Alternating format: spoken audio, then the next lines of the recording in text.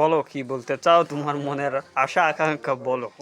কি বলবো কফির বাজার বর্তমানে এখন যেভাবে আছে তাতে এ বাজার থাকলে এবার গাড়ি তো মনে হয় বাম্পার ফলন একবারে শেষ। বুঝছে শেষ লয় বর্তমান ভালো যাক। বড় মানে গাড়ি তো আর কোনো সমস্যা নেই, কিন্তু আমার সরকার মানে পিঁজের বাজারটা আর রসুন বাজারটা যদি ঠিক মতন এরকম নিয়ন্ত্রণে রাখতে পারে তাহলে আমার আর কোনো টেনশন নেই।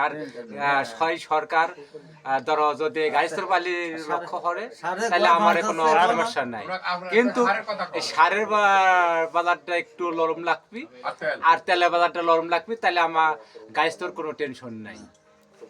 কপির বাজার তো রসুন বাজার তো 10,000 টাকা মন। হ্যাঁ, রসুন বাজার 10,000 টাকা মন, কিন্তু আমার কথা লাগে 7,000 টাকা মন হয়েছে তাতে সমস্যা নাই, কিন্তু সারের বাজারটা কমাক আর তেলের বাজারটা কমাক আর বিষের এটা একটু কমাক, তাহলে আমার কোনো টেনশন নাই।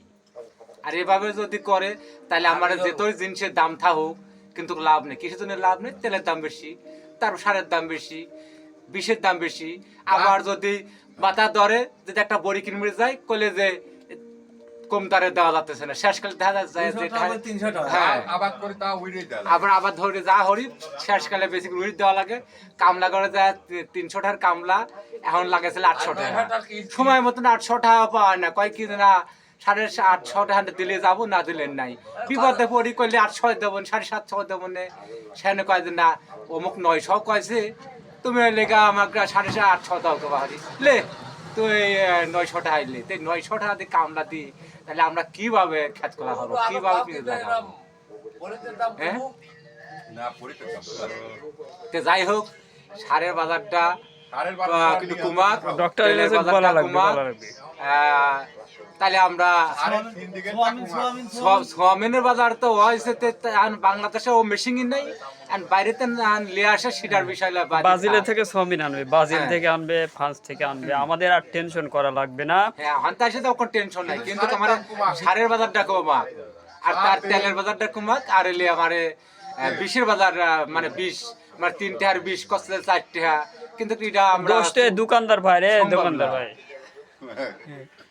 আমারে কোনো দোষই নাই।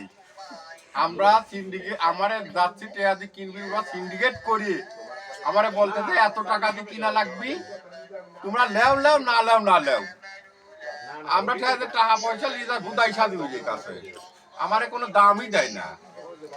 এই সিন্ডিকেটটা কুমু তাই গাড়ি তো বাঁচবি পয়সা এখন উড়ে খাওয়াও। তাহলে এখন এই দোকানদাররা আসলে মিছি কথা কয় কি সত্যি কথা কইলে যে আমরা মাল ব্যবস্থা হরিনি পারিনি, সারি আমরা পাইনি, সারি আমরা পাইনি, তাহলে এখন তাহলে আমরা কৃষক এখন কি হবো কও? কিন্তু সরকার এই কৃষকের পর কোনো মূল্যায়ন দিবে পারতেছে না।